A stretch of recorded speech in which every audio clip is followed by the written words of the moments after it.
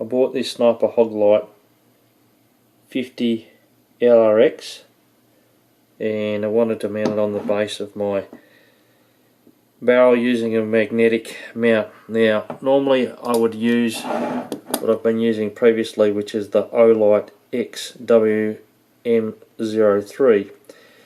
and the bottom of the base here is 40mm, and that creates a problem because when you look at the Olight, from where the shaft is, it's been machine proud here, from there to, and you can maybe just see it there, but the cap is about half a millimetre proud of the shaft, and that distance from there to there is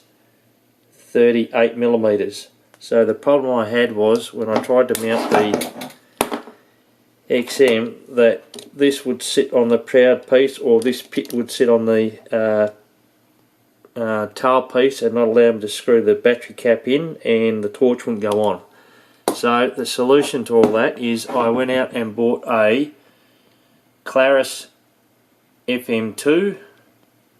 that's it there, and you can see here there's plenty of gap here between the proud piece here and the shaft there. It's got 2 magnets instead of 3, but it's still pretty stable, and then it has a rubber band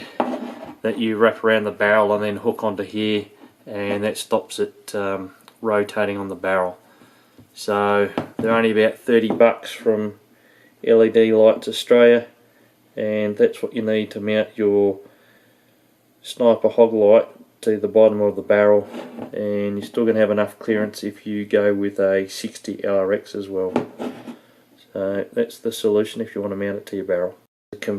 Just as a comparison here, I've got my Wolf Eyes X-Beam in the 940nm, and you can see here that there's plenty of room on the shaft. Sits parallel, no problem there. You've got at least 5mm gap on that side and probably 10mm gap on that side on the on the spot mode, so no problems there.